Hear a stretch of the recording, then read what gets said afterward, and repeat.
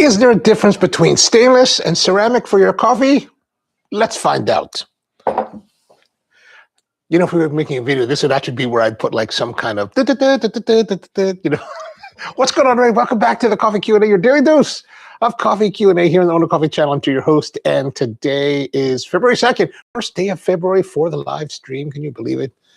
It's already February. We've already lost January. It's been very cold. And in just a short amount of time, I'm going to be like, man, I can't believe that the 2026 is over. At least I hope we make it to that far. How's it going? Hope everything's going well. Hope your weekend's good. So like I said, today we're going to be talking about stainless and ceramic for your coffee. I saw this comment on one of the forums that I participated in from a guy named Gary. And Gary was like, what did he say? Hold on, let me find it again. So he says, exact question for you. Does your coffee taste different if drinking out of a stainless steel cup versus a ceramic cup? And I thought that's a good question. Charles, good morning to you. How are you doing? I think in the industry, I think it's an interesting question, and one that we give a lot of thought about and give no thought about, right? There's a lot of talk, like generally speaking, if we're making espresso, right? Everybody wants to serve it here. Even I subscribe to this dogma, right? The idea of pulling a shot into like a stainless steel cup. Like, you know, those little teeny tiny like milk looking juggy things that people have on their espresso machines. Like if I see someone doing that at a coffee shop that I'm visiting, immediately I'm already poo-pooing what they're doing. I'm like, what?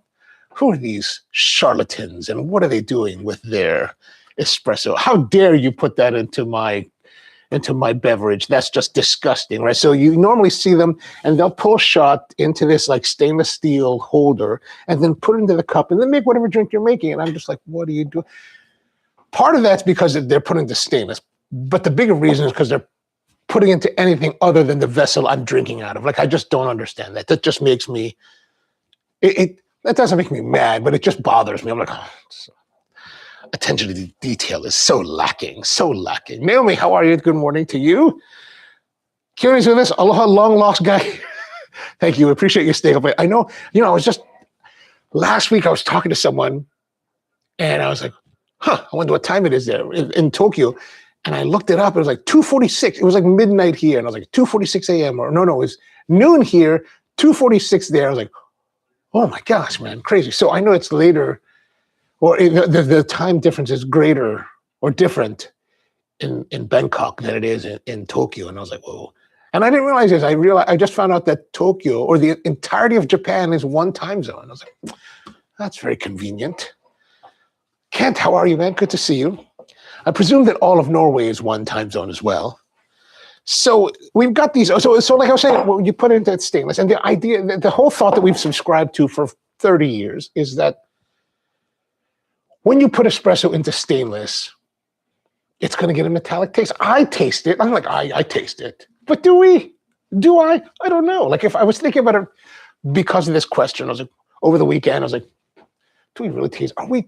Is it something we really taste, or is it something that we are communicating to our mind that we are tasting? Are we tasting it because we taste it, or are we tasting it because we're telling ourselves we taste it? So today we're going to try to find out a little bit more about that. Now, but I think we should have a little bit of discussion about what kind of espresso or what kind of stainless there is.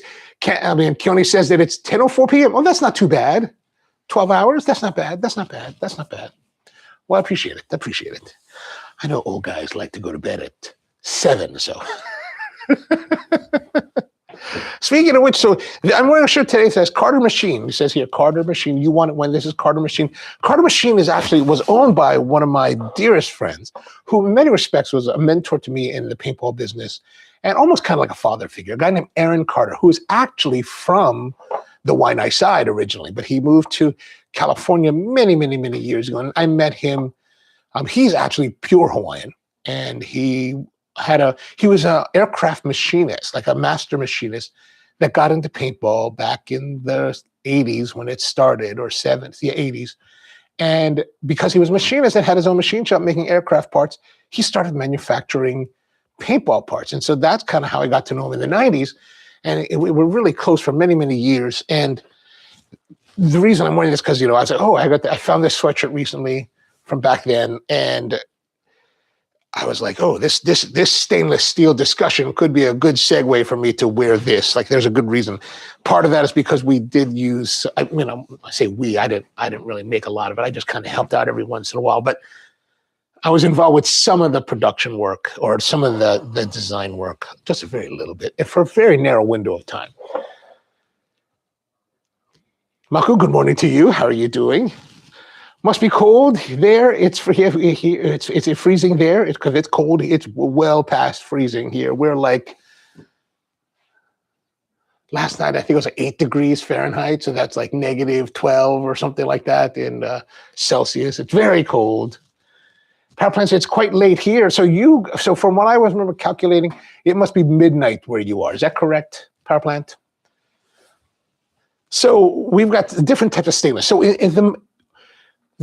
so what is stainless? Stainless is basically an alloy of metals. And, steel is generally what? Carbon and iron that is melted together, essentially. That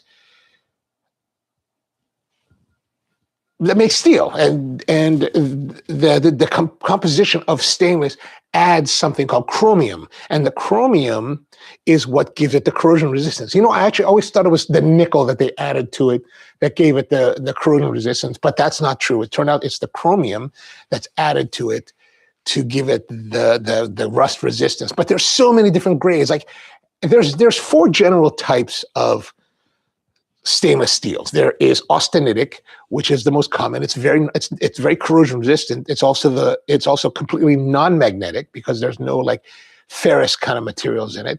There's ferritic, which is that's where you start to get into the more ferrous types, where you can actually have magnetic properties to the stainless. There's a martensitic, which is a high strength, very hard and durable type of stainless. And then there's something called the duplex, which is this kind of a mixture between the ferritic, the austenitic, and martensitic types, depending on how you want to do it, that will make it both very high strength, like the martensitic, and then very high corrosion resistant, like the austenitic, right? So there's different types, and there's so many variations between them that there's so many categories, and you could break them down. And if you're really big enough to place an order and you have very particular needs, you can go to like a steel mill and create your own composition. Like, for example, Global Knives. Global Knives created something called Chrovam 18, which is, I think, from what I've been reading about it, the Chrovam 18 is basically the austenitic, like 316 or 318, 304. It's kind of like a 304 stainless, right? Which means that it has, what is it? What's in the 304? 304 has, so it's like 8. So it's called Chrovam 18. So I believe that means that it has 18% chromium, and then for 304 stainless, it'll have 18% nickel, and that's really what makes the 304, the 18% chromium, the 8% nickel. You'll also hear 304 referred to as 18-8 or 18/18 or 18/8, really 18-8. And that's also the same thing. But this, I think they add something else. I mean, I'm sure they're big enough that they can do whatever they want, but the Chrovam 18, I think, adds something to it, because this is actually a ferrous stainless, right? So even though it has I'm presuming it has the 18% chromium, 8% nickel, it has something, because there's also a sticky aspect to it, right? So I don't know why they did that. I mean, I guess they did this because, chefs are used to using carbon steel knives in the old days.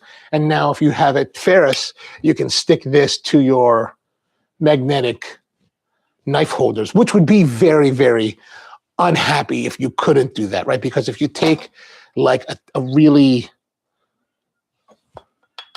stainless, like this little cup that I have from Japan, I believe is stainless, right? And so this is non-ferrous,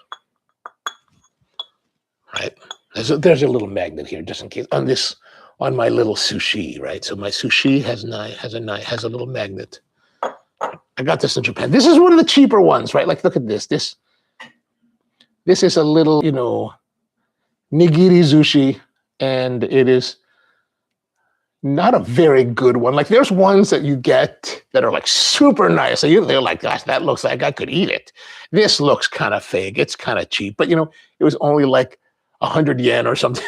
It was super cheap. I was like, I'm going to buy that and stick it on my, I don't know, I'm going to stick it. I just thought it'd be kind of cute to have. I did have some that are like really nice. I have this one that's ebi, you know, the shrimp.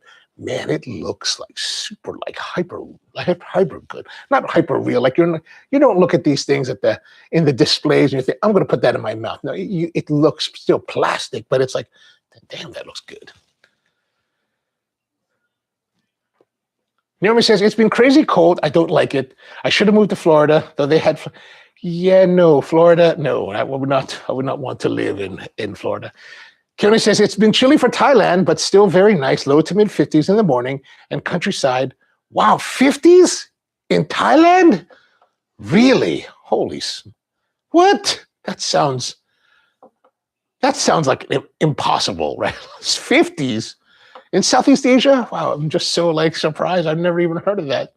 I don't think it gets that cold in the Philippines. Like that's downright frigid. You know, when I first moved to Honolulu back in 1988, I remember, I come from the East Coast, right? I'm an East Coast kid. I'm an East Coast boy. So I'm all like hardcore. I'm tough, right? I'm tough. And then I would, you know, meet these like local people, friends, and they'd be like, man, it's cold, right? It's cold. And they're wearing sweatshirts. I'm like, what are you guys doing? They're like, it's cold, bro. It's cold. I was like, what? You guys are crazy, right? Fast forward a year, man, you get to 70, you get to 70, especially at night, you're like, oh, holy crap, this is cold. But, you know, I guess it's always about like, you know, what you're used to and in context, right? Like here right now, it's like 12 degrees outside. It's cold. But this week, it's supposed to be like in the 30s, you know? Like if we got to 50 after this 12, like let's say it just jumped to 50 on Friday, it'd be like a heat wave here. Like, I'd be like, I'm going in my shorts. It'd be crazy. It would be crazy. It'd be crazy. Powerplant says, I love heavy 1810 stainless. Oh, nice. Global uses molybdenum and vanadium, the chromova. Right. And then the chromium molybdenum vanadium. Oh, yeah, there we go again. Knives are a hobby, and a client works for a steel manufacturer. Oh, that sounds there's so much interesting stuff about it. Like, for example, when I was, you know, I mentioned the whole paintball thing. Like in the world of paintball, you make these paintball markers, and they're made typically out of 416 stainless. 416 has good corrosion resistance, but it's also a steel that is very easy to mill. So if you want to like, you know, shape it and cut it, it's very simple. But there was a time when like, and how you'd make like this is a barrel for a paintball gun, right?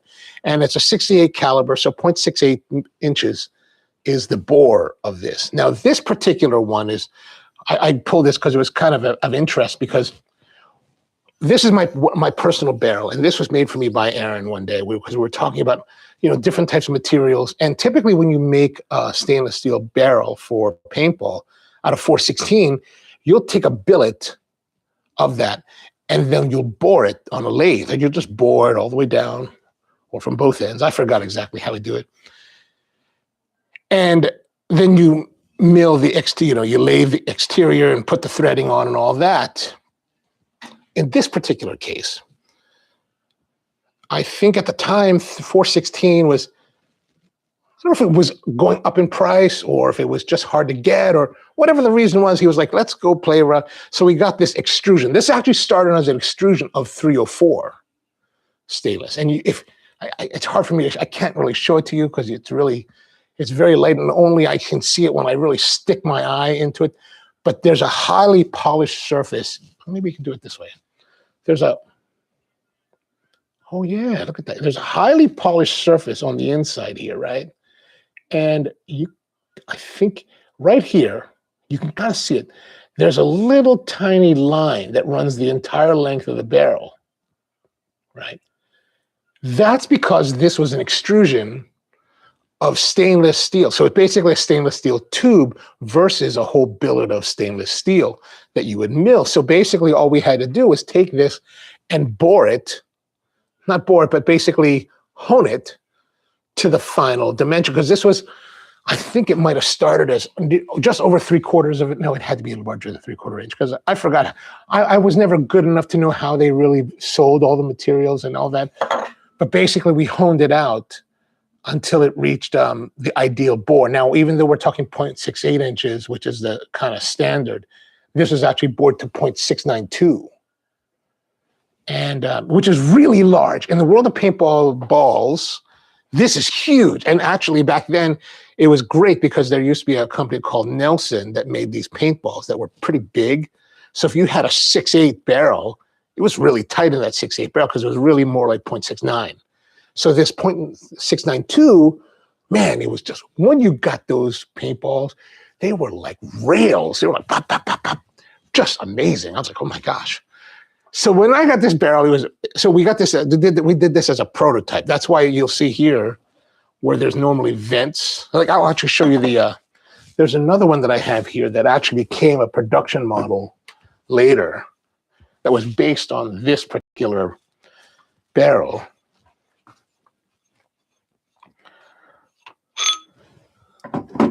Now you'll notice on this one, it's straight off the lathe. Like we just basically cut it on the lathe and that was it. No polishing. This one is polished, right? It's also stainless. This is not 304. I don't think this ended up being, I don't think they ever went to 304 for production.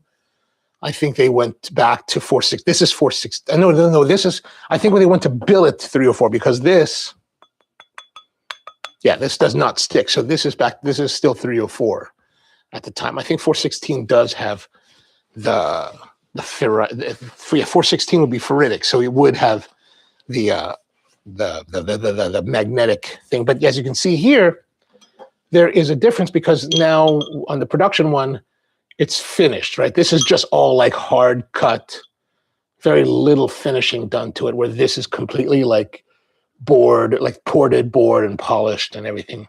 So a little bit nicer in that respect, but this is one of the prototypes. So, you know, I was all like big time at the time. But anyway, so going back talking about is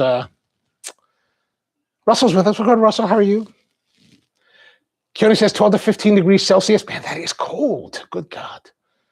Oh, the Isan region gets properly cold. Oh yeah, that's just too cold. That's just too cold. Busa says 80 degrees in Bangkok.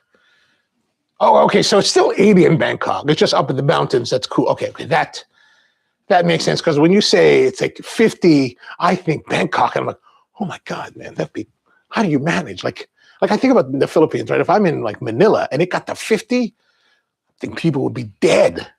But if you go up to the mountains, like in Benguet and up there, yeah, 50, okay, I can get that. I get that. Okay. Keone says, our house is due east from Krung Thep, right below Isan. Ah, okay. And Keone was in Isan, in Mukdahan, and it was 10 degrees Celsius. Oh my gosh, 10 degrees. Yes, that's right. The problem is that if I went to places like that and just ended up going to like Mukdahan, I'd be like, I'm not prepared for this because I didn't bring any clothes for this kind of weather. A friend of mine traveled exclusively through the Isan region, reported some parts being as cold. Oh, wow, man, I can't believe that. I'm just so surprised. But I don't know why I am surprised, because even like in Hawaii, you can go to places like, you know, Haleakala. Like we went to Haleakala one night because we were on Maui, and, you know, one of my friends, a couple of my friends, you know, we all thought, let's go to see the sunrise, right? Because the sunrise, everyone's all like, go watch the sunrise at the summit of Haleakala. It's amazing.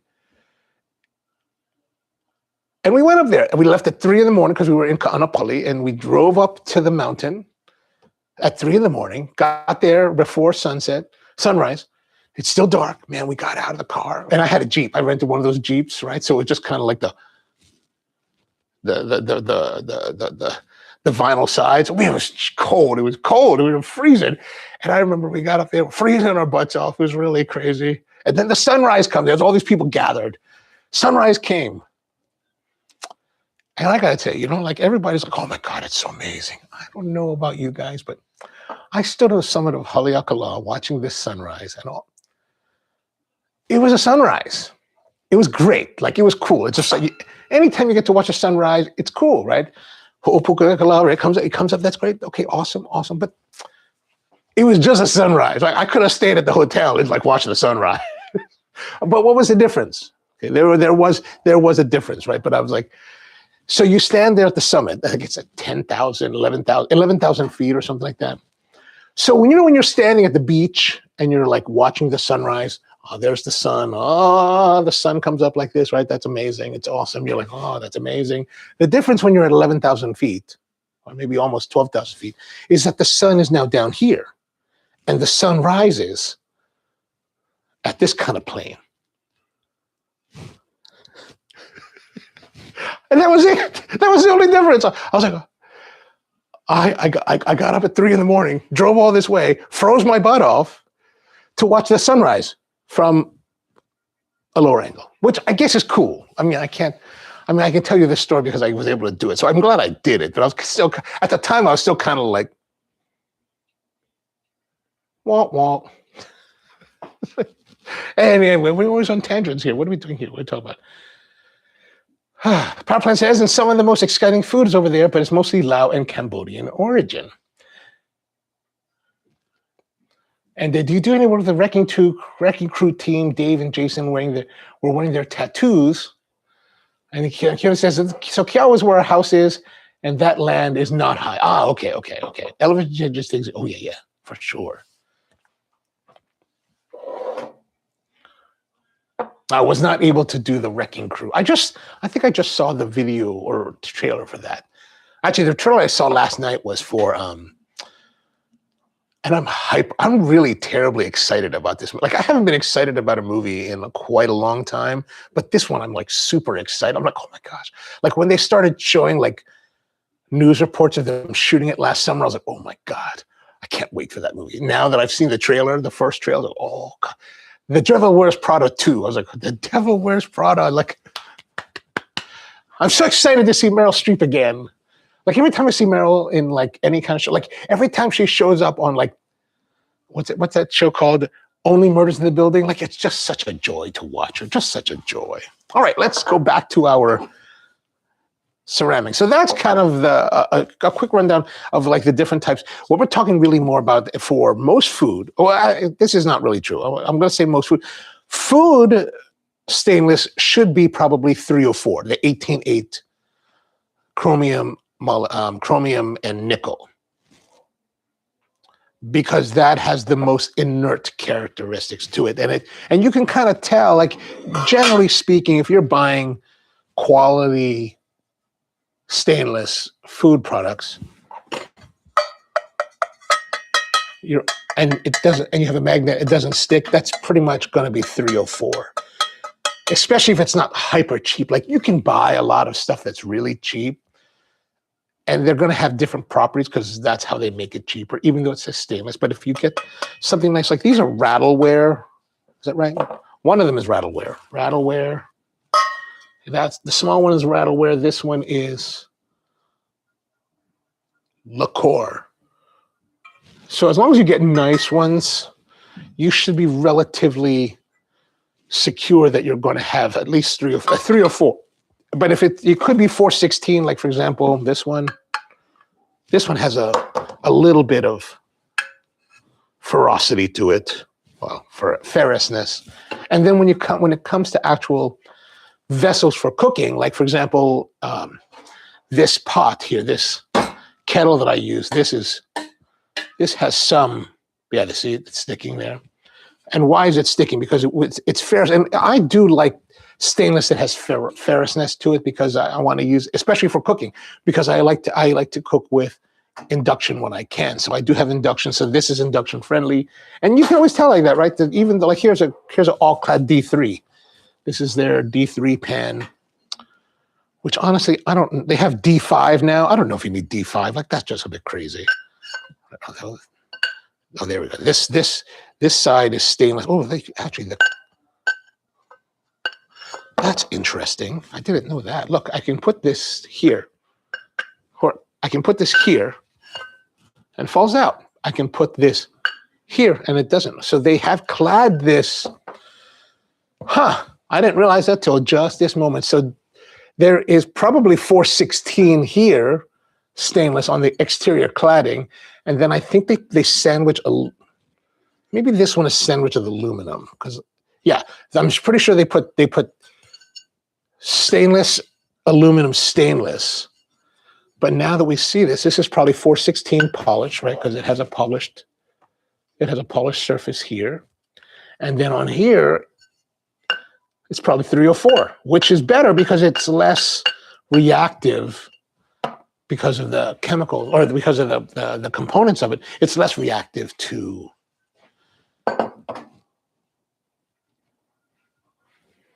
foods, which is kind of important, right? Because like if 304 is probably the least reactive than the others. And like, let's say with a kettle, let's say like this Kogu kettle here. We got this Kogu kettle. And I think this is going to be the same for all of our kettles. This is, of course, ferrous. Oh. Huh. Interesting. Oh, this is very simple. You can tell I didn't really do my homework very well before this show. Huh. Man, these Niigata people, they're very, like, interesting. Okay, let's see. How about our old classic Hariobuono, the bottom. Now, why am I doing this? Part of this is because all of these are both induction friendly. So we can see here, probably like a 400 series stainless, 300 series on this side, which totally I was not expecting. There, that sticks. Oh, you Japanese people are very clever. Huh. So that's kind of interesting because now majority, like, while on the inside, yeah, it does stick same on the inside because it's just a very thin piece of stainless. But for the part that's heating, they keep it to the ferrous type of stainless, like a 400. And then on the sides, where I guess the majority of your water is going to be in contact, they make it non-ferrous. How about this one, this newer one? Should be the same, right? Oh no, so this one is more ferrous, but why? Huh. Maybe because it's painted? Maybe because it's coated. Maybe there's something about 304 that won't take coating as well. I don't know. What do you think about that, power plant? Do you anything about that? But we've got some things here that we're gonna try. We've got my little Festool mug that I always use. This one is thermal insulated with a stainless steel interior, right? There's no ferocity to it. I think I like ferocity better than the other terms. Okay, this one does stick on the outside. It does not stick on the inside. So we've got two different types of stainless in this outdoor research mug. Now, this is not a modern production. This is like from the 90s. It's just been sitting around here for a long time. Let's see, we have Corksicle. Corksicle, this is my Darth Vader Corksicle. My nephew gave this to me years ago. Oh, geez, it looks kind of beat up. Inside here, we've got, must be 304. And I don't know what this one, because it's coated, and it's just insulated. It could be anything. It could be just any other kind of steel. And then we've got now this is where we're going to move into maybe not quite stainless. Well, there is some stainless. So this is the fellow Carter, their mug. As you can see, stainless on the interior.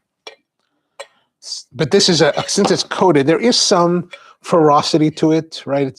It's not terribly sticky. Like this doesn't stick as hard as, let's say, here on the Kogu. Like, that's not coming off. Here it will come off. Does it stick on the bottom? Huh, it doesn't stick at all on this one. A little bit here. How about on the lip? Nope. No. And then on the inside, now we get into this kind of hybrid area. Oops. Where we're talking about ceramic coating on the inside. So now we've got ceramic and versus ceramic. But so this is kind of like one we won't really think too much about. I actually use this quite a lot. Like I was using it yesterday. Whenever I leave the house and I want coffee, like if I'm going to go buy donuts, I'll put the coffee in here and then go drive around. But what we're going to do today is we're going to brew some coffee and espresso and see, is there any kind of flavor impartation to the coffee, depending on the vessel.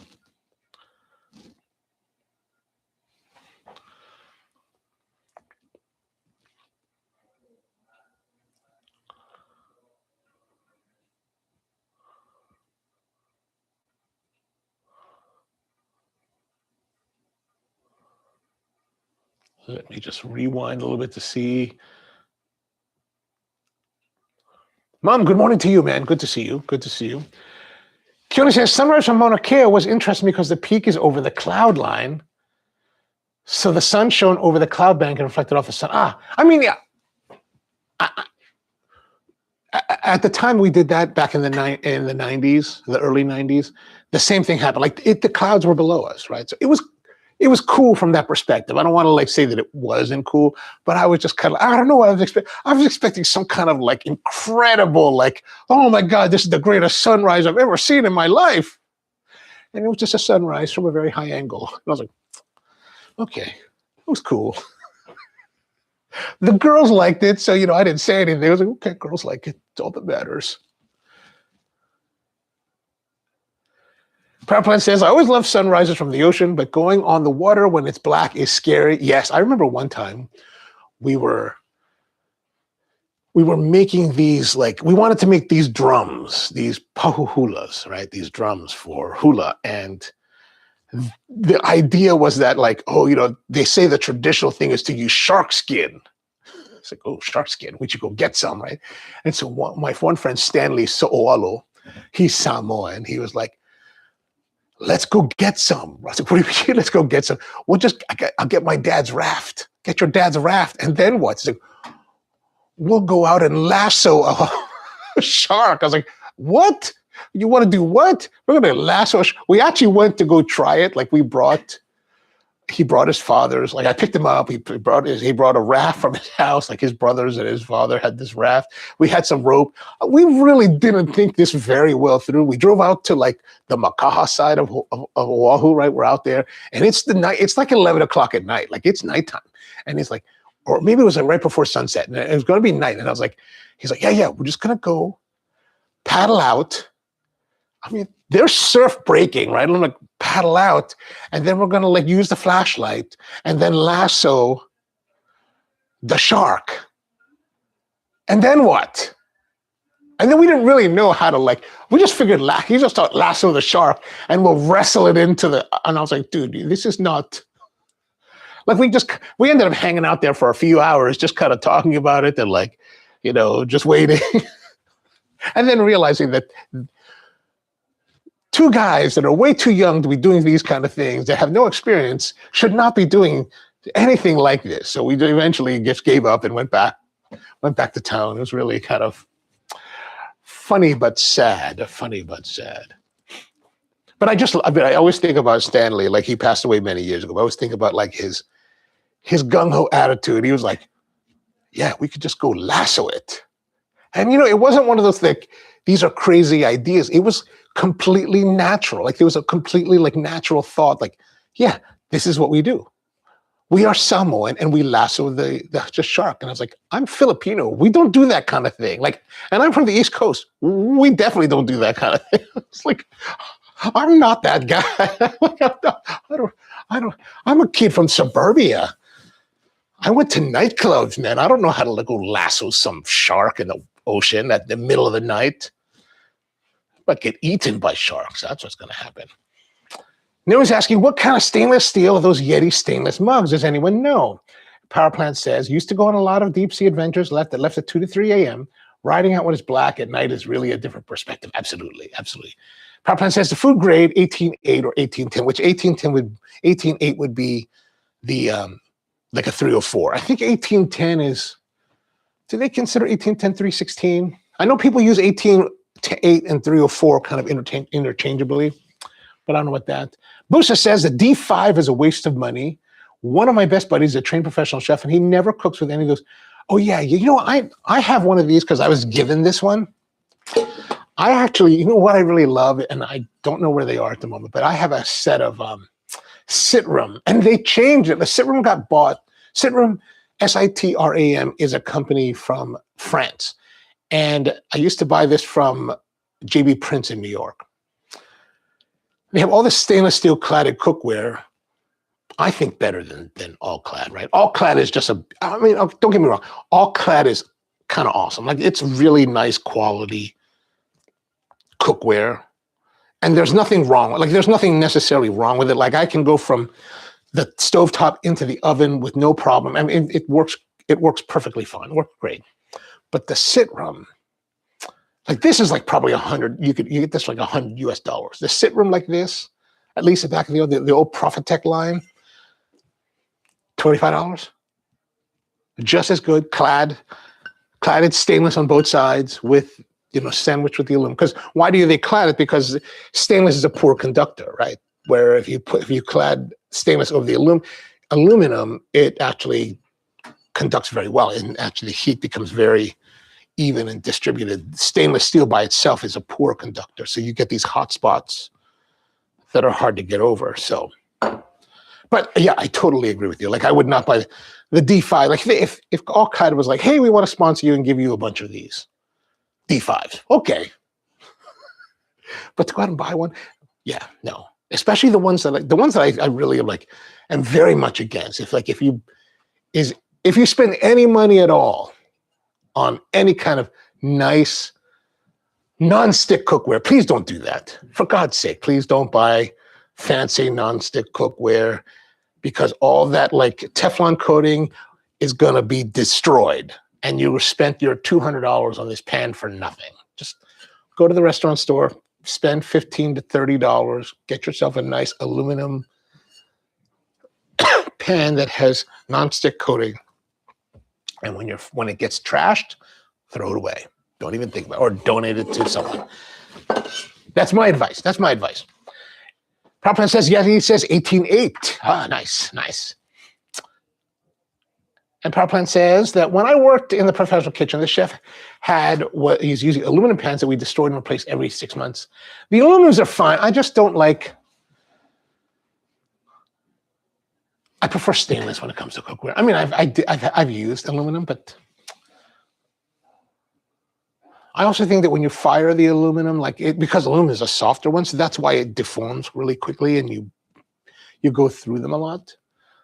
But all the kitchens that I know that are run with nicer quality, like the Profitex or just any, especially the ones with carbon steel, they never really, they last years. Power Plant says, but the stainless double wall Snow Peak is better because it's vacuum sealed double wall. Nice. Noah says, I like those quarter pounds. I do. I mean, I've been enjoying it. I like the fact that it has this rim here. This rim is very nice on the bottom lip. It delivers it really well. This is really nicely done. I gotta say, I'm always hesitant to be pleasant about Fellow because it's such a darling thing in the whole modern hipster coffee world. But I gotta say, this is a well done product. Well done. This little jet stream restrictor here that prevents sloshing, that's quite nice. Except when you fill it up and you push this down and then it spats it back at you, that's a little bit irritating, but it holds up very well. It's very well insulated. I made a coffee yesterday, put it in here. I made an Americano, put it in here, drove over to the bakery in the car, and it's frigid here. Left it in there, it was in there for maybe 10 minutes at the most, but the drive over there took 10 minutes or 20 minutes. And then before I left the house, probably another 10 minutes, so at least probably close to half an hour before I actually opened it back up and started to use it. And it was still blistering hot. It's pretty darn good. This not very good, like for insulation. Like I use this a lot on our Thursday night live stream for the coffees that I make on that, and it's even when you put the lid on, it still dissipates a lot of heat. Just doesn't have the retention. What else we use? We have this one. This is a Jirushi. Like, I love this one. This also has amazing heat retention, just excellent level. And this is not, I don't believe it's ceramic coated. It does have a coating. Where's our light? It does have a coating on the inside. But I don't think it's ceramic. I don't know what it is. I forgot to look it up, but Keone says, I caught a 12-foot tiger shark off of Ka'ena and used the skin for a drum and used the teeth for some weapons. I actually have it still about 15. Oh, wow, that's amazing. How did you take the shark? Like, did you lasso it too? But you're like true Kanaka Maoli, like, true Hawaiian. Like I am suburban Filipino from America, so I should not be out there trying those kinds of things.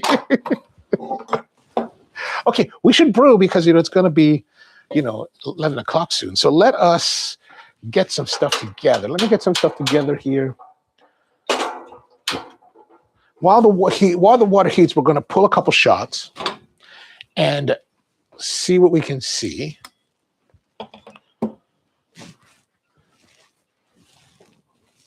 And we're just going to do, this is, I guess, going to be more anecdotal, really, meaning that we're just going to taste and see what the difference is. If there really truly is any discernible difference. Like, I think there's a difference. I've been saying there's a difference. I've been preaching that there's a difference. But do I really know? I think I do.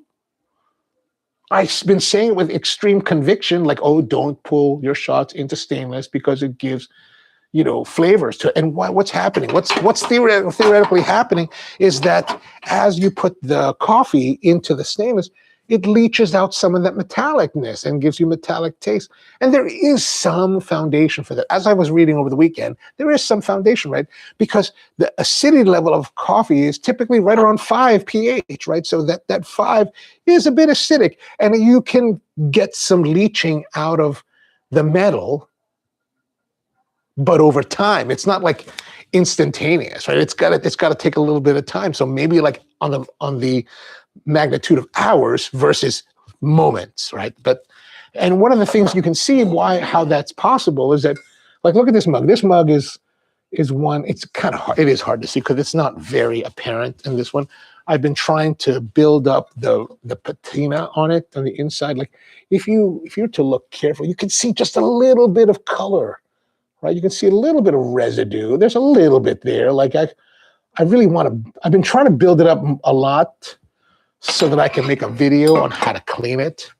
I tend to be relatively good about cleaning, but it still builds. But this is. You may think, oh, what about?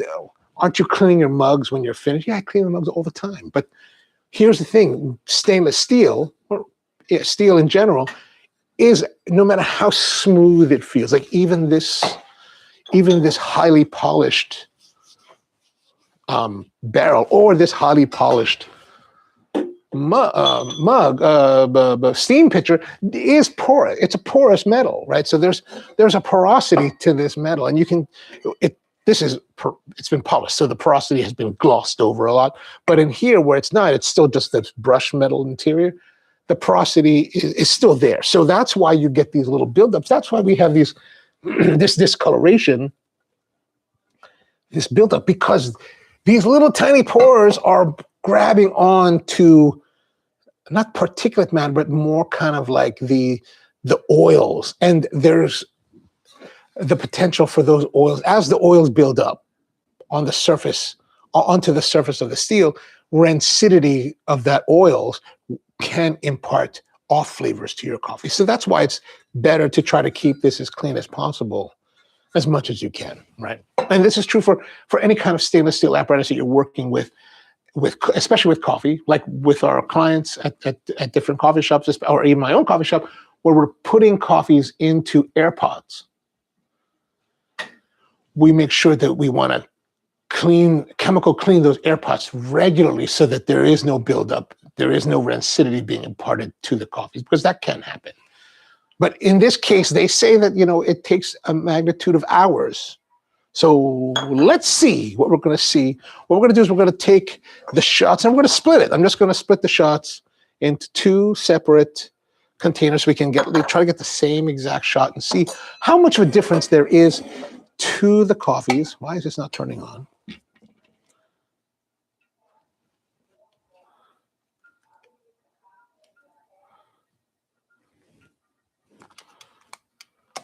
Camera's dead. Was it not charging the whole weekend?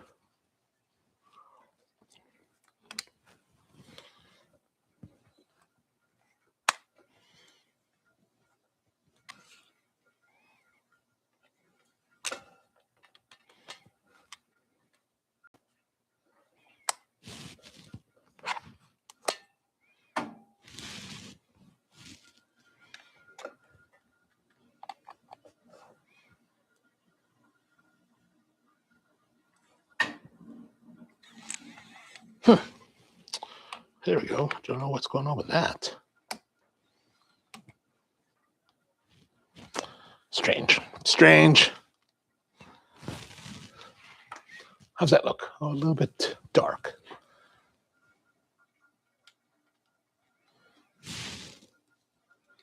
All right, better. Okay, so now we're going to take the shot and make it. So let's clean our portafilter.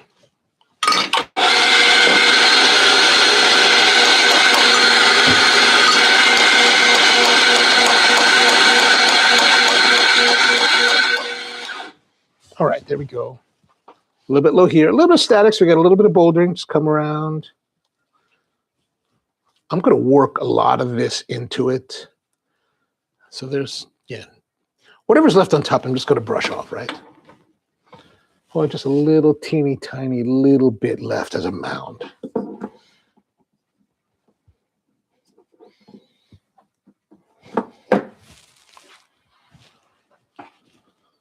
Wipe it all off, ready to go, nice and smooth.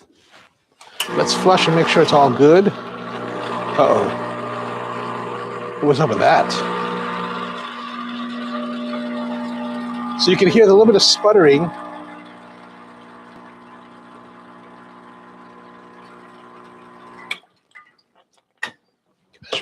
Now we're going to start. Put that there.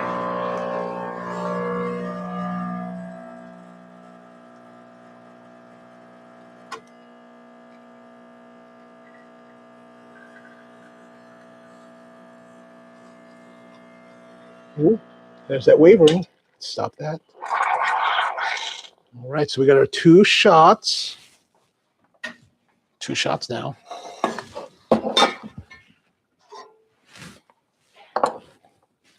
And I think the shots look fairly nice. Look at that. That's nice. Good crema there. Right? More or less the same volume for the shots. Oops. So let's start off with this shot because it's our, our control. This is what we normally would expect to have for espresso. Good body. Ooh, rich body. Gosh, man, that's like nice. A little bit of brightness coming through. A little bit of a.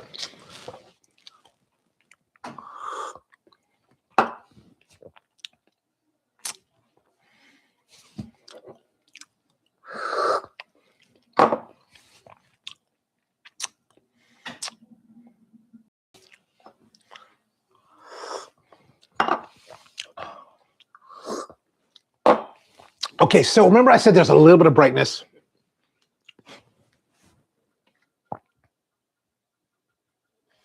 In the ceramic.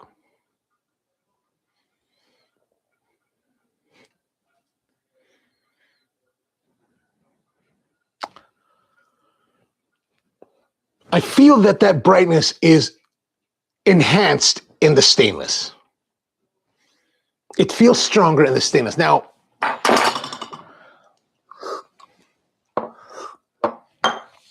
yeah, I mean, it is definitely, now there could be a couple of different reasons for this, right?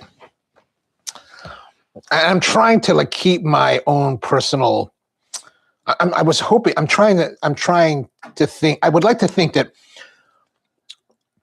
mind bias is not playing a role here as much as it may be. I mean, I don't think it is.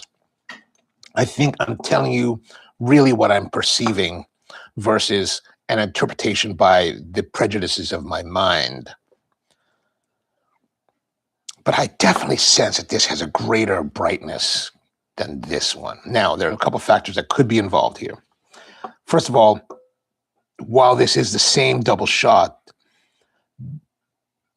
it's not a homogenized shot, right? Meaning that typically in modern espresso, when we're pulling a double shot into a glass, you get everything.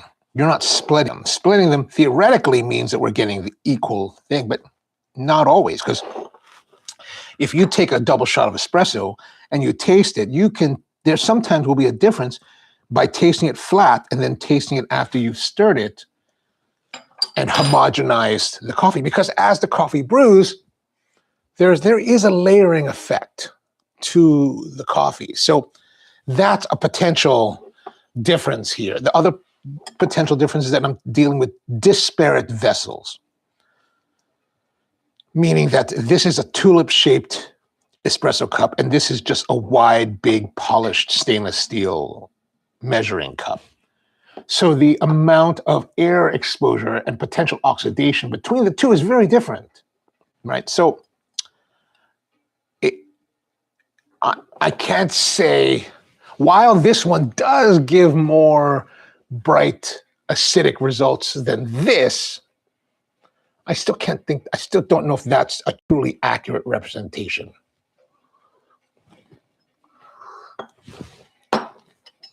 I should have thought of that, but the problem is I don't have anything ceramic that really resembles, well, I guess I probably could have used, maybe I should have used one of these. Maybe we'll come back to that. What we'll do is we're going to brew a coffee, and then we'll split it into the two separate mugs. One is stainless, one's ceramic, and then we'll see if there is a difference. Because I think that these are similar, more similar. And also, we're going to brew it together. We're going to brew one brew, and that'll homogenize the coffee so that the only thing that'll be different, hopefully the only thing that'll be really different is the vessel. Now, some of the things that are going to potentially affect the perception of this is the coffee, the mug itself. There's no way around it, right? The way your mug is shaped and delivering the liquid to your palate will impact your perception of the flavor. For example, if we look at something like this, this is a standardized, dirty wine glass, just a regular old, plain old wine glass, probably made by Libby or something like that, just a basic shape. But if I was to take,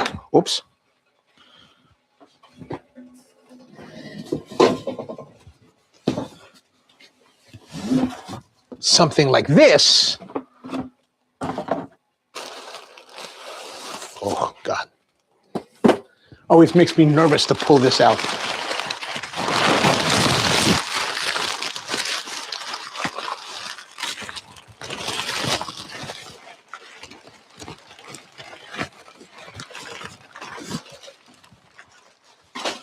Like this. This is the Venum Bordeaux glass, and it's also dirty.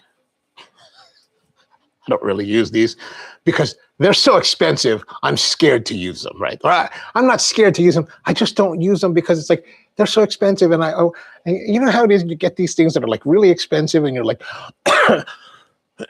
suddenly they become so precious. And you're like, I'm only going to drink this like regular wine. I don't want to, I got to put something super hyper, like special into it. Like I need a special Bordeaux, like a nice Lafite Rothschild 1952.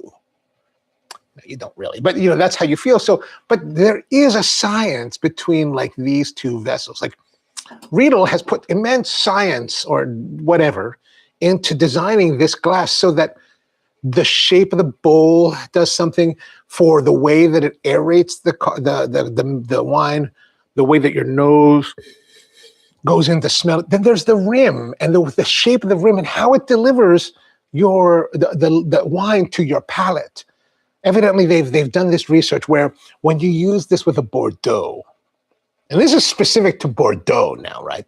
They've analyzed Bordeaux, and they have figured out that whatever general characteristics of Bordeaux are highlighted on certain parts of your palate, and this glass is designed to deliver the wine to those senses of your palate and give you enhanced sensibility. This is also true in coffee. Like, for example, if I was, like, when I'm thinking about coffee vessels, I think, you know, we look at things like these mugs, right? These mugs are, while these are very OEM type of mugs. This one's by ACF, very popular company. This is by generic. I'm always thinking about, like, how do we deliver something nice, or how do we deliver the coffee to the palates of our guests, right? And I'm walking over to grab a couple other items that I think will help illustrate this thought. And it goes back to the whole thing about, like, Riedel and Bordeaux, because Riedel has different glasses. While this one Vinum is for Bordeaux, they have different shapes for everything else. So it's, like, very, very interesting to think about. Like, this is a shape that I chose because it's a generally pleasant style for coffee drinking. But let's say, like, when we did the Café du Spro, when we opened that, I started looking at different ceramic ware like these, right? And depending on the type of coffee, these two coffees, these two cups have very different shapes. The bowls are shaped differently, right?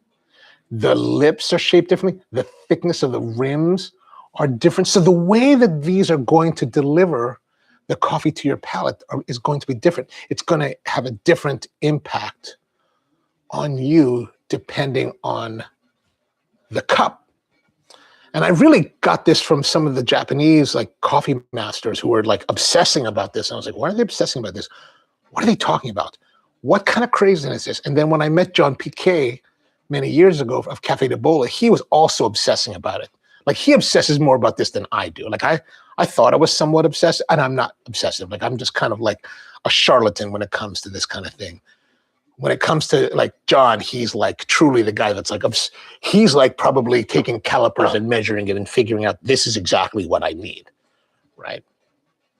So why am I prefacing all this? Because this is going to, the vessel that the actual vessel you're going to be drinking will have an impact on your perception of the coffee. And in today, as we're trying to determine whether or not stainless has a negative impact on our coffee flavor versus ceramic, these are going to be factors that'll play into that, even as you may do this as experimentation on your own at home, right? So just something to think about, Let me just, we're going to rub out a lot of things. Naomi says, the colorful one you have is cheery too. You know, this one, the reason I bought this is because this guy that I know did a documentary, is working on a documentary about this woman that I know, Tere Domine, who's a coffee producer in the Philippines, in the northern part of the Philippines.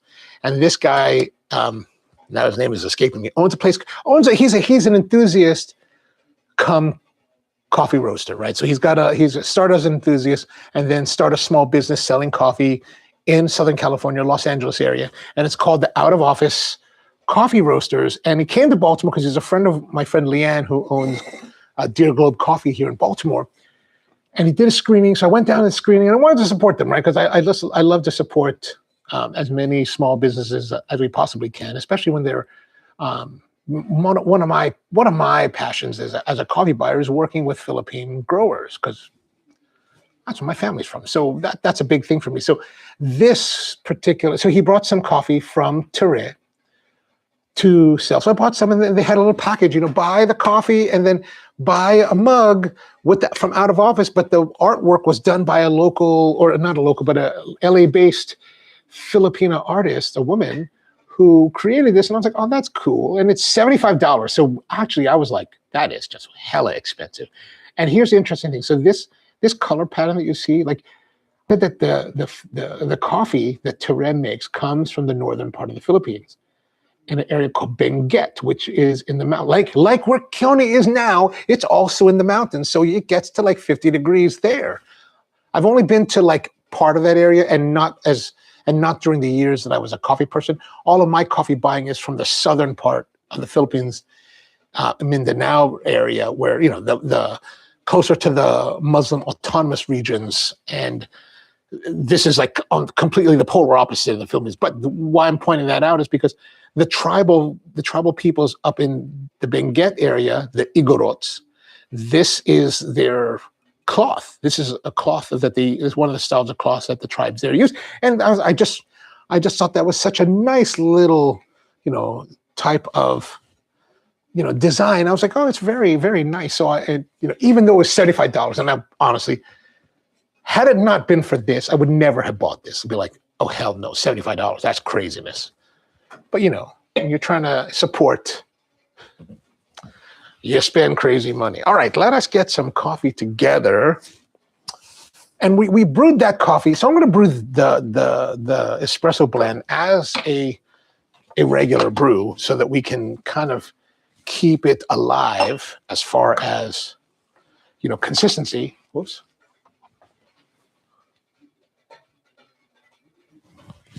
Let me just grab some of this coffee. Did I lose that there? Okay.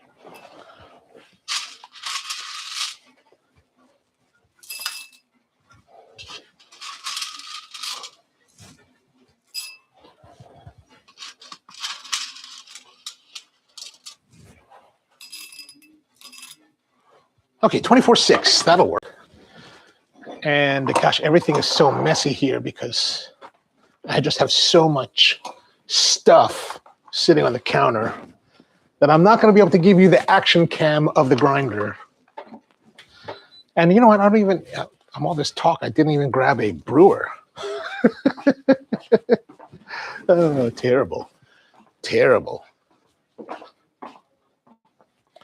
We're going to use the Bonavita. That's what we're going to use. Bonavita.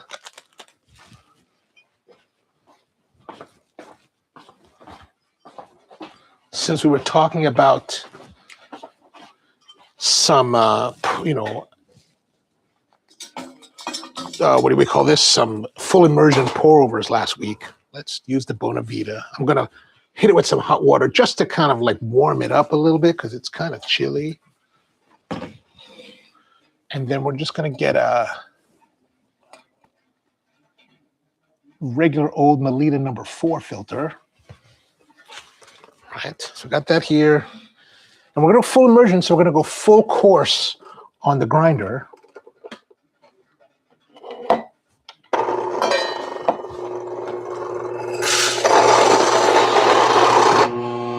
Oh, you got to be kidding me.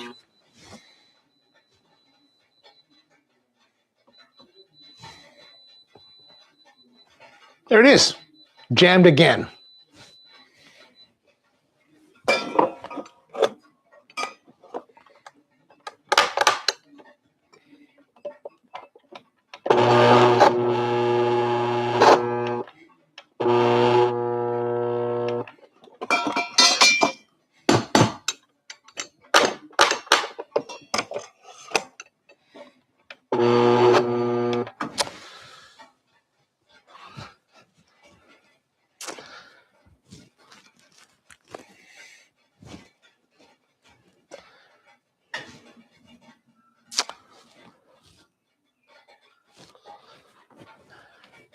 Never has a grinder sucked so much in my entire career of being in the coffee business.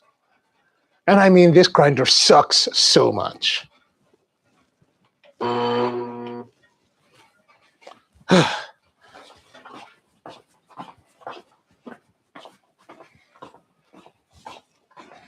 one of the things when you're working in a professional environment is that you're going to have obstacles. Things are going to go awry. Things will go pear-shaped. You're going to start to fall into the weeds. Everything is going to go to hell. So one of the critical factors between, let's say, anyone and what is a working professional is how well you can deal with a problem, pivot, and find a solution for it in the middle of it all. And that's what we're doing now. So luckily, I've got my Porlex, my old trusty Porlex. We're going to put this into service to make our coffee today. But it is a little bit on the finer side. So we're going to take this and grind it kind of coarse. So I'm just unwinding it a bit. I mean, I don't know where, but there's a gap there now. There's a pretty big gap. That should be fine. We're just going to go with that. And let's go back to more. We need to do our, we need to weigh more. Let's tear that out.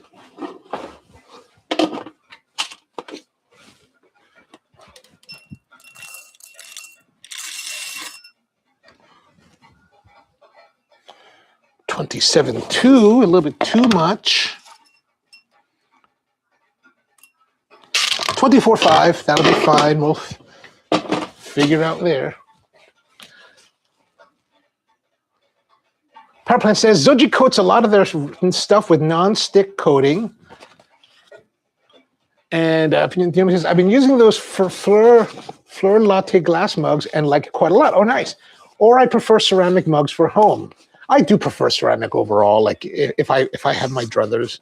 But is that really because, but I do use this a lot. I use this all the time for tea as well. So, okay, we're gonna put this in here and now we're going to take our Porlex, 24.6, I think it said.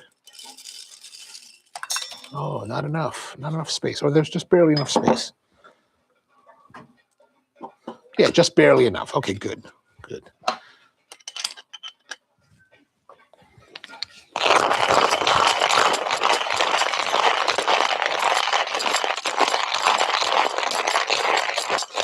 It is easier to clean, says Power Plant. I'm presuming you're talking about the Zojirushi ceramic.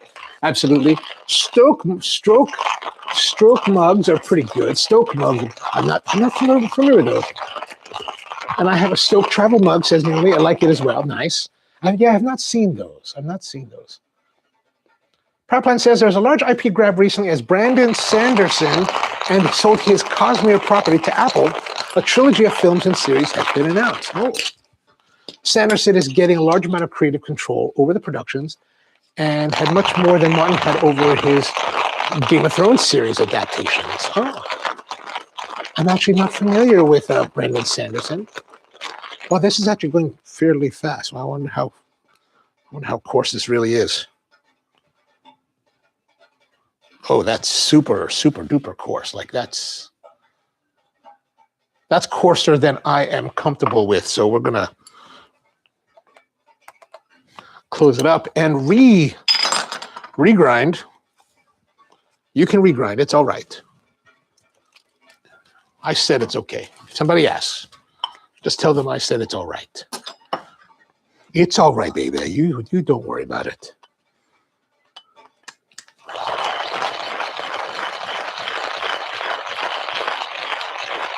Russell says, I had a pair of those wine glasses and the plumber bumped one off the wine rack. I thought we should have charged him for it, but my wife said, yeah, it happens.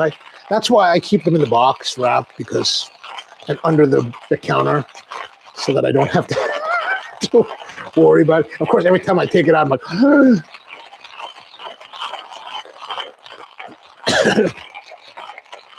Naomi says that the white spur mug you have is my favorite shape, very nostalgic for me. Oops. And therefore, oh, really? Nostalgic. What was this a shape that you used a lot in olden times? I have mentioned this before, but you should look up origami kai mugs and cups. Oh, they have several lines of different shaped vessels for coffee. Oh, that sounds good. Andrew's with us. Good morning to you, Andrew. All right, now I think we've got hopefully a better grind going on here. Let's see. I'll put this there. Oh, we need to tear that, change to brew assist, and then, okay, that's probably, no, that should be, that's a little bit fine. Whatever. We're really just looking for flavor differences in the coffees versus the different vessels. So we're not going to worry too much about that. Now, what we're going to do is we're going to make sure that our valve is closed. There's a valve here, right? Make sure that is all the way to the right. Turn on our brewing assist. And now here comes the water. Here comes the water. We're going to put it straight on. A little bit of time for some blooming. Andrew, did I say hello to you? I hope I did. I think I did. Keone says to get a casa. I probably should. Like you want it when I hear you on that, Andrew. Naomi says, I've had my oat from Kickstarter and haven't had a problem, yet I don't know why it stalls. I don't know. That's probably why they sent me another one. So at least we have another one in case this one truly, truly dies. Now that I put this out into the universe, maybe I hope not. I hope not.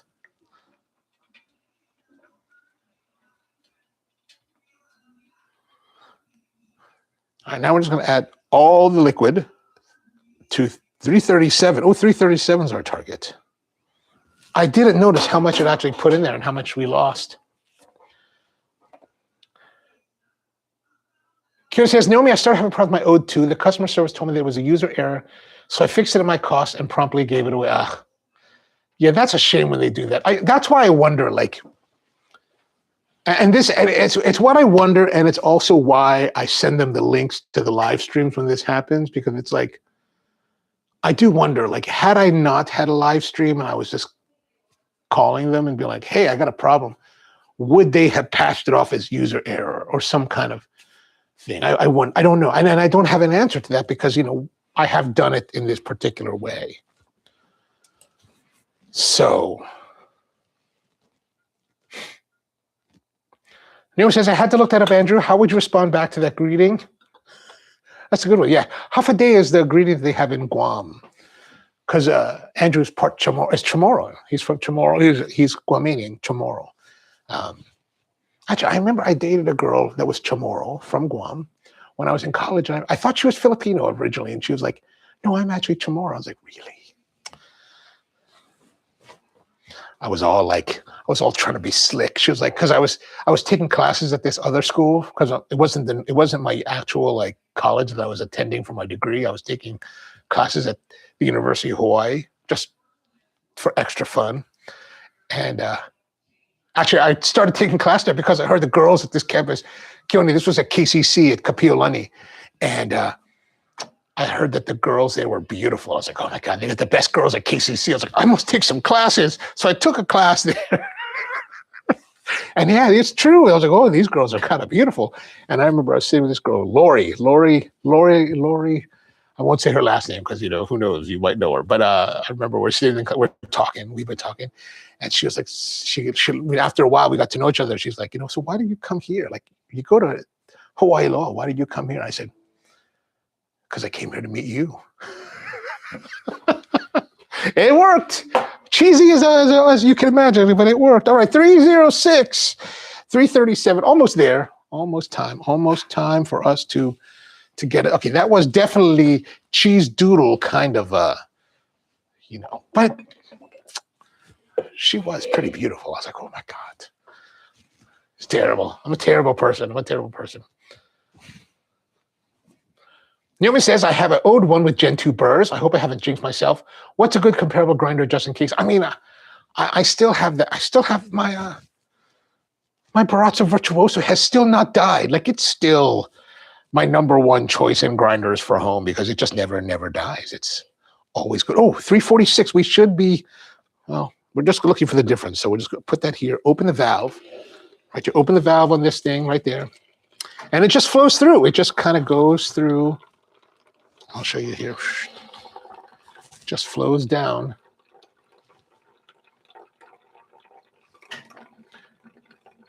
Andrew says, just from watching the Ono Q&A, I never buy or recommend. I know it's when it works very nice. I'm overall, I like it, but gosh, man, like, I think in this case, it's probably the narrow orifice where it comes out of. Like, if they had made the exit port bigger, they probably wouldn't have these issues. Like, I think it got jammed. And I think what happened was the the port was a little bit off from the center, right? Because they've got this collar around the cup, right? There's a cup here. You can see it. You can kind of see it. So I haven't moved it. It's a little bit indented here, but there's a collar here. So if it had, and the port itself is like this tiny, right? It's like, why is it so small? If they had made the port closer to this size, then I think the flow rate would be much easier. And I think what happened was that I think it might have been off the container. So this might have been, the port might have been right over here. So I think it got a little bit clogged and then backed up. And it's going at a high enough rate that you can't really adjust it in time. So it's like just very, very irritating. Either way, like you need to have a bigger port. Let that. Anyway. All right, so we've got this flowed through. Nice thing, just kind of dumped the basket into it. Now we've got our coffee. So remember, we talked about homogenization. So I'm going to homogenize this as much as I can by just by rotating it here like this. We just want to try to get a complete mixture of any kind of layering that could, and I don't think there is layering in this, because whatever layering might have been present in the brewing method, it should have homogenized as it was flowing in down into it. So we just mixed up a little bit more. So let's put a little bit. We've got a total of about 300, just around 300 grams or so, milliliters of coffee. So we'll try to do about 150 in each one.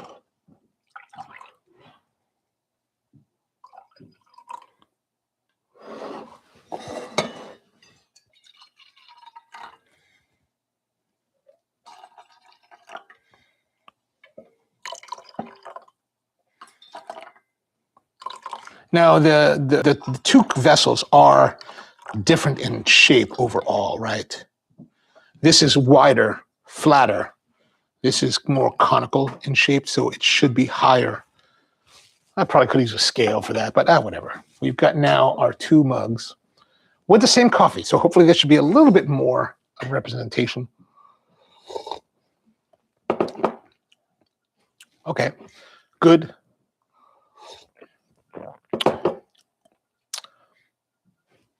Now, there is, in this particular case, it's very like, I feel like the coffee feels very neutral. It's a very rounded coffee, nice, but very well structured, just not, well, I mean, it's meant to be approachable. So it's very approachable. It's a very approachable, warm cup of coffee that is very good-bodied, nice tones of chocolate, but very well blended. It's actually very well blended. Like I'm not, like it's a cup that's meant to make you happy. Just kind of like a nice, approachable cup of coffee.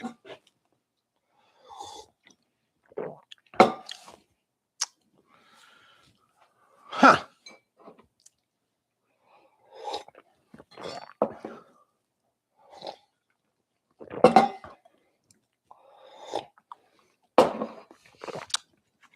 There is a difference. I'm going to say there is a difference. There is a slightly more brighter character to the stainless coffee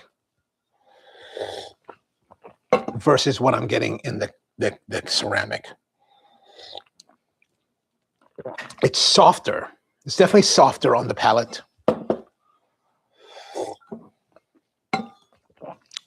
And there's a little bit of brightness.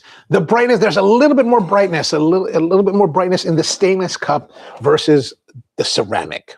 So there is a difference. And even though that we talk about the chemistry of the steel says that it's supposed to take a long time for that to be apparent. Now it's apparent pretty much immediately.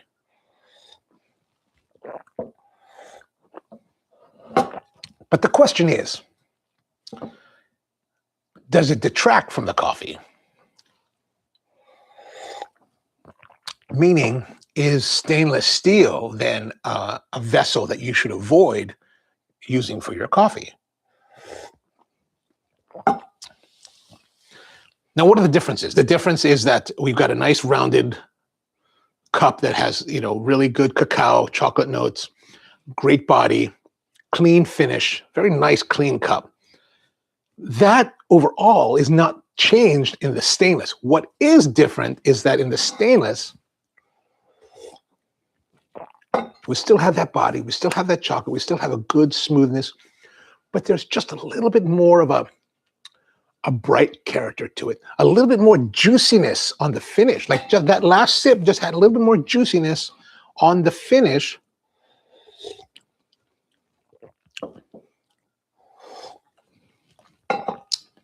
Yeah, there is that. So like at the very finish of the sip, here, very clean, very dry. Not dry, but very clean, very smooth. This one, on the very finish of it, there's a little bit of saliva production, a little bit of juiciness to it. So that whatever acidity is inherent in the coffee is enhanced by the stainless. Now it's a question of like, what do you want? Like, what do you like? Like, I think both are still very, very good coffees. Like, this is great.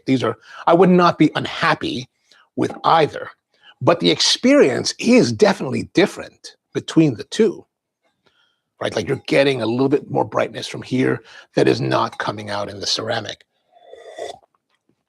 So perhaps the ceramic would be the more neutral vessel to serve coffee in. Like if you truly wanted to have a very neutral presentation of the coffee that you're producing, that you're brewing for yourself or for whoever, or if you wanted to manipulate it a little bit.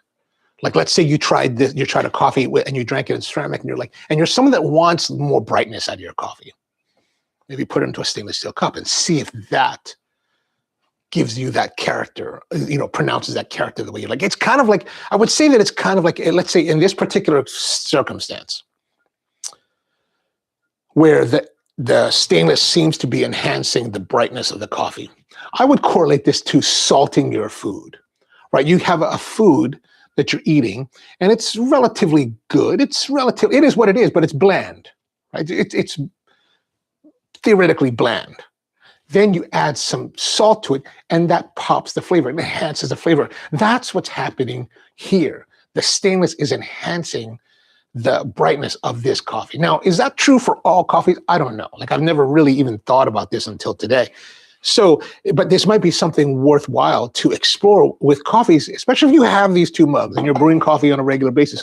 Maybe try them in both, put a little bit in each and see the difference and see, you might, and if you want, like you want to impress your friends or if you want to impress some kind of person you want to like really impress, like you're like, hey, baby, let me just show you what I know. Like, let me just show you how awesome I am, right? Here, try this coffee and then try the same coffee, right? Right.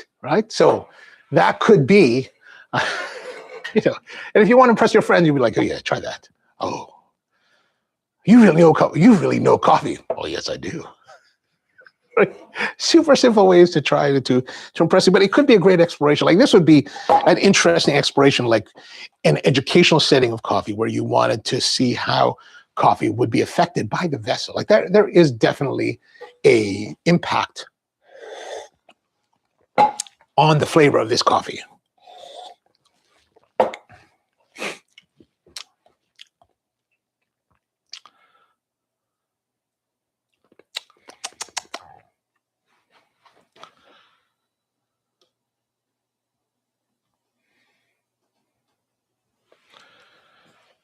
CUNY says, what about glass? I would assume that it would be more similar to ceramic. I believe so. I mean, glass is like, I think, the ultimate in neutrality for coffees. And typically that's why I use this glass when we're tasting coffees here, because I think it's a very neutral glass. Plus also what I like about this particular glass, this is a glass also made by Riedel. This is what they call their water glass. So it's actually kind of dirty. I really need to clean this. I need to clean things around here. But you can see here, it's a very thin-rimmed, thin-walled glass, and it's very open. So it dissipates the heat really fast. But I think that the way that I just like the way it drinks, and I like the way the coffees kind of are delivered in this particular glass. So that's why I use it. I actually have a whole case of these sitting over there that I bought originally because we were going to use them for service, and then now they're just sitting there. But These are great little, I just like these a lot for like tasting. I used to use something similar to this, that a little bit more, actually, it was more like this glass. Kind of like, it might have been this glass. This is also a Riedel. The Riedel always etches their feet. You can see Riedel right there. You kind of see it. But I think this is one of Riedel's general tasting glasses. So I think the ones we used to use they used to make one that was a little bit shorter. We used to use that for tasting coffee, which I thought was really great for like, if you want to evaluate the coffees. The Riedel tasting glasses were really good. But the one thing you want to be careful, if you decide that you want to try this, is to be careful, because I remember the very first time I used it, I poured some coffee into it, and I was like, I've been tasting wines for many, many years, right? So you're always like, there's a fruity, oaky kind of, that whole thing. But when you do that with coffee, you put hot coffee in here, and you're like, I'm now fancy coffee sommelier, right? You're like, I'm fancy sommelier, and you're like, don't do that with the hot coffee.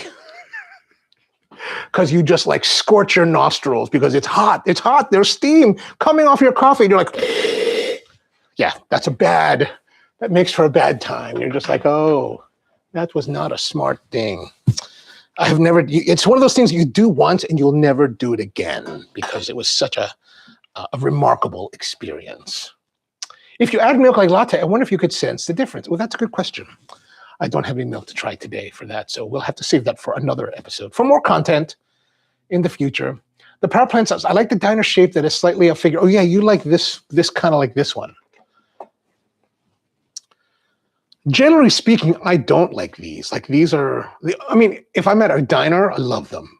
This is from Troy Lucas at Lucas Coffee Roasters in Wolfsburg. Actually, I need to do it. I have a video planned for this that we haven't done. I've been planning it since October. We should maybe we'll do it this week. But actually, this particular one I like better than the others because the other ones are a little bit stouter and they're thicker walled. Like this is not terribly thick walled. I think Troy was telling me he looked around for a long time to find this particular mug. It's actually, and I do like the shape generally because I think it's very nostalgic. But what I don't like about most of the ones that are out there, they're 10 ounces. And I was like, I never produced a Spro one because I could never find one in a nice shape. I think this is 12, but I could never find one in 12 for, the entirety that we had the shops open. So we got to use that. We're going to use that one soon.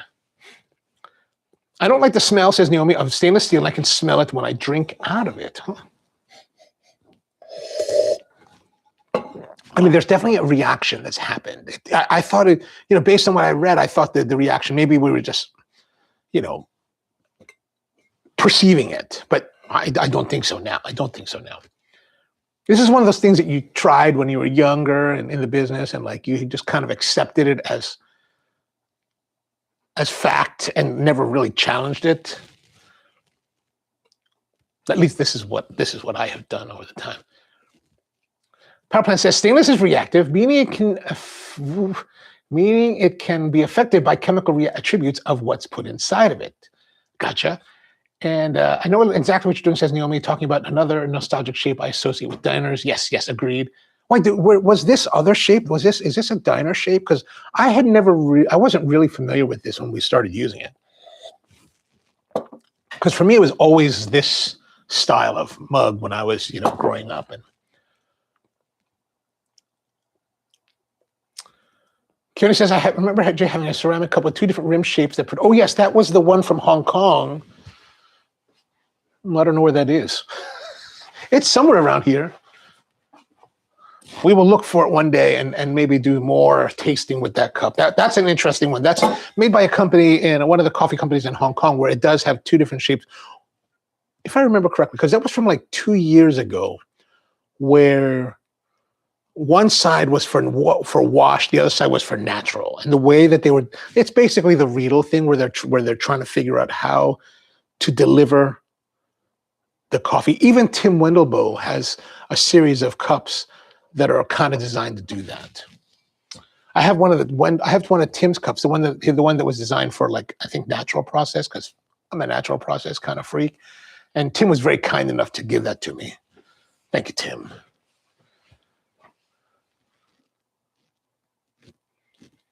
Okay, where are we? Oh, glazed ceramic, which is essentially glass, is non-reactive and will not react. Ah, okay. I think that's what they have in the Carter, I think. I don't know.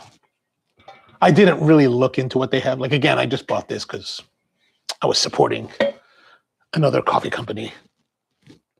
Pretty much the best shape for tasting things is the Belgian tulip glass shape. It's similar to the Courvoisier shape, huge belly and a good curve up to the mouth. Are we talking about the one that's like for kind of like this? Whoops, before I break it, like this one? This type of Belgian shape. I've never drank coffee out of this. We're gonna have to try that. We're gonna try it now. Let's see if there's any difference. This is, again, dirty cups, but that's all right. Now that this coffee has cooled quite a bit since we started.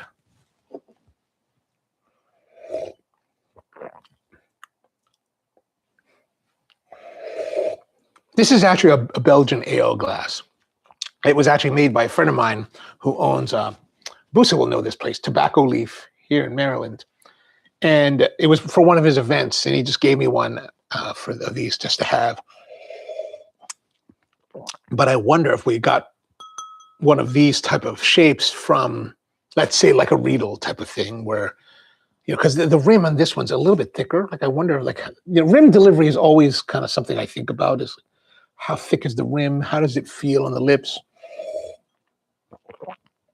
Like on this particular case, I feel like, and maybe this is by design, I don't know if this is, maybe it's something to do with Belgian ales, but like, I feel the shape of this rim is slightly angled like this, so it retards the flow of the liquid. Maybe it's designing it to kind of maybe jump like a ramp. Maybe that's part of it. I know, interesting thoughts.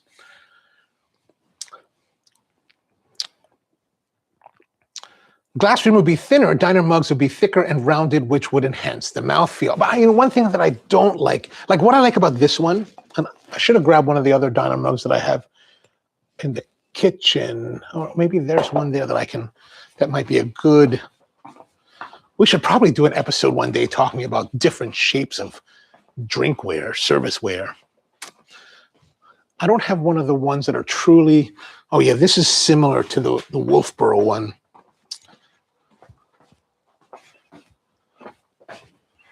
This one here is the Marty Curtis that we've used in the past.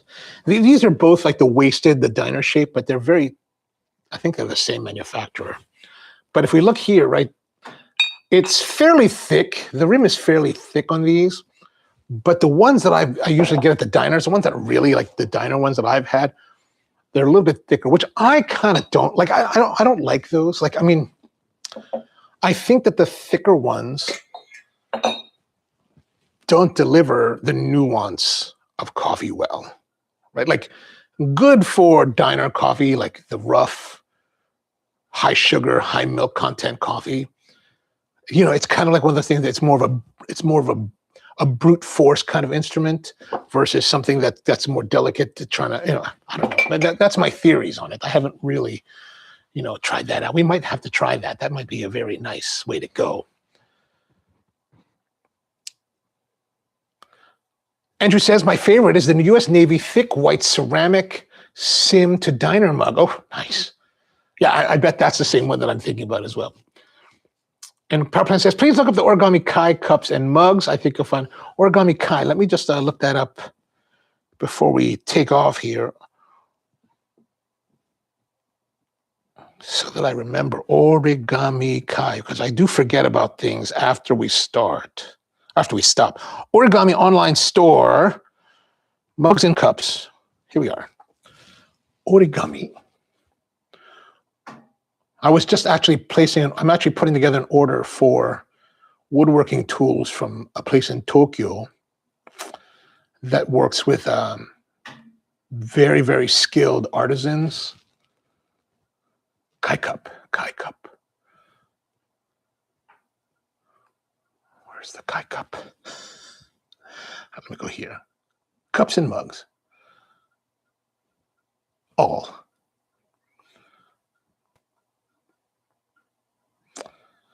And I'm getting what's called a geno, which is a type of Japanese woodworking hammer, as well as a chisel. And it's kind of difficult to find like high quality versions of these tools in the United States. Did I pass it? I can't see anything here. My sensory milk. Why am I doing this? Why don't I just go to Google and Google origami Kai? Because I'm silly, that's why. Let me do that. Oh, I did do that. Origami Kai. Oh, yeah, Naomi's asking, is there a particular one?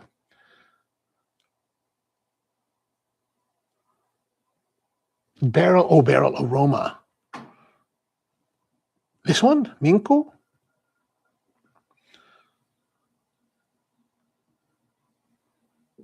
Tasting kit.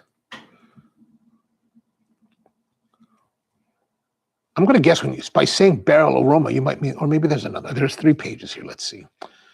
Sensory espresso, sensory milk.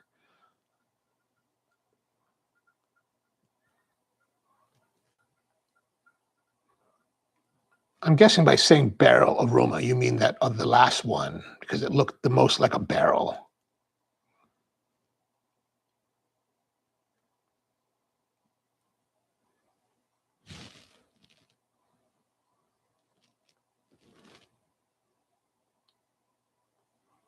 All right, I'll look more on this. 3,400 yen, holy crap. No. But yeah, like it's I'm gonna have to look more into that, but yeah, like these woodworking, this hammer, and it's not the hammer. Like evidently you just buy the hammer head and then you have to build the handle. It's like, really? How much is that? But it's like super really nice quality, like hyper good quality. Like these are the kind of things you're going to buy and I never want to buy another one. So that's why I'm going to go to this link. But the problem is I was like talking to the guy, and one of the things is I had been buying Japanese tools from another place in Tokyo, and I called him up and I was talking to the owner and he was like, oh yeah, because there's some kind of issue with the Japanese Postal Service. They're no longer, because of all the tariffs, the usurious tariffs we have in the United States, they're no longer shipping Japan Post is no longer shipping packages to the United States. So my one place in Tokyo has stopped shipping to the US. So I asked a friend of mine, a guy that I know in Australia, who's a really like amazing woodworker, who's very much into like Japanese hand tools. And he was like, oh, reach out to this guy here, a place called Covington in Tokyo. And I was like, okay. So I've been communicating with him, and he's like, and I said to him, I said, this is what I'm interested in.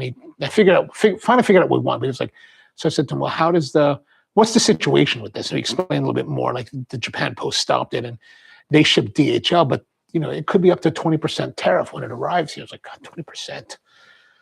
It's like another $100 on products. So I'm placing an order probably today with them to see like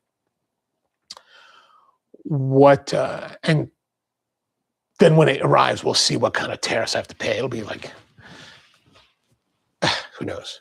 So I will look more about this barrel-shaped cup to see. That is kind of interesting. There was a brewer that you guys mentioned before. I can't remember what it is, and I looked it up. It was something that we had to buy from Amazon Japan, I think it was. And I was going to buy it off of Amazon Japan and see what kind of tariffs. But then I found it on Amazon regular. I think it's still shipping for Japan, so it was actually a little bit cheaper than what was supposed to be Amazon Japan's price. Maybe that's because the yen is like right now again in free fall, it seems like. But that should be here probably in 2 more weeks. They said like middle of February, and I was like, this is like a week and a half ago when I ordered it. But yeah, there was a brewer that you guys mentioned that I did order, so we can give it a try. So we'll see what happens.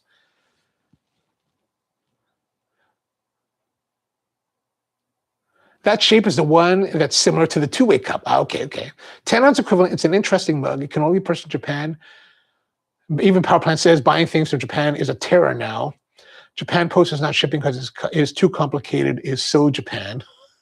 I mean, we've made it difficult. I mean, we have made things intentionally difficult for really no reason whatsoever. Like I used to buy from Amazon Japan like somewhat regularly, be like, no problem, not even think about it. No tariffs, no nothing. Even though like my seller today or yesterday was like, yeah, the normal tariff is 6.5% on hand tools, but it's like effectively it was nobody ever charged that. They never collected on it. But now it's like 20, and I was like, oh God. Then how much is like DHL's handling fees and all that? So who knows? Who knows? Well, I'll find out soon, which will determine how bullish I will be on buying. And this will be the first thing I bought from outside the United States directly in over a year now, because it's been so like chaotic. Andrew says, can no longer get New Zealand coffee because they stopped due to tip. Yeah. Aotearoa makes some very high quality woodworking tools. I need to go there. I need to go. What I need to do is go to these places and like check it out. Like I remember I met this guy years ago that was making he was playing paintball and we were exchanging some things paintball wise.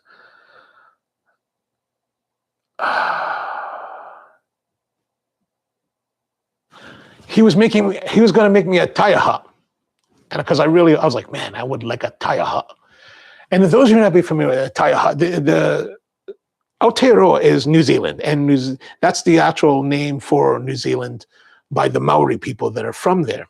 And they were very like warrior culture, as all cultures need to be to survive. And they had this thing called the taiaha, and the taiaha is this basically like a big spear. But it's not a spear per se. Like it's a spear shaped from wood that has kind of a spear pointed end on one end and then kind of this wide, flat batting kind of thing on the other. Like I guess like a big cricket bat on the other side of it. And it's a very fearsome weapon. Like I really learned, I'm a charlatan when it comes to all these things. Like I learned about things through like movies and like suspicious sources. So I remember one of my favorite, my favorite movie of all time is a movie called Once Were Warriors, starring Tamora Morrison and Raina Owen, about a Maori family in Auckland in council estate housing and their struggles as a native people trying to maintain identity and find their way in modern society. And as many indigenous people find themselves in under colonialization, they're poor and living hand to mouth. And it's a very powerful and interesting movie. But the taiaha was featured in one of the scenes. And I was always fascinated by that weapon. Unfortunately, we kind of fell out of touch and I never got my taiaha. It's like the one thing I would like to go, what am I going to do with it now? Power Plant says, in the Wrecking Crew, Dave uses a Hawaiian staff to great effect. It has hard bumps to drag across soft. Oof, I believe it. Maybe that's something similar. But if you ever see like the weaponry that Keone kind of mentioned earlier about the shark teeth, they will fashion like what I guess would be equivalent to knives, battle axes. You'll take the pointed teeth of a shark and you will fasten it to these wooden implements, and man, fierce weapons. Keone says that US just got rid of the 800 diminished rate. Oh, actually, I don't know what that is, but it's never a good thing when anything this government does has not been a good thing. Anyway, all right. So, it's 11:45. Good times. So I hope that helps. And there is, I think I will say that there is definitely a change that happens between ceramic and stainless. But is it necessarily a negative thing? I don't think so. I don't think we can say that. I think that there is a change. There is perhaps we could describe it as an enhancement of the acidic characters of a coffee in stainless versus ceramic. So if you want to have more pronunciation of your acidity in a coffee, maybe stainless is the way to go. Things under 800 US dollars. Oh, gotcha. Yeah. Andrew says, Wrecking Crew is a surprising like. Ooh, I'm going to have to download that on BitTorrent. Not that I do those kind of things. All right, so thanks for tuning in. Good to see all of you. Back again tomorrow with more of the Coffee Q&A. And hope you have a great one. Very tropey, but the best way possible. All right, I'm going to go check that out. All right, have a wonderful day out there. Thank you, or night, and see you next time.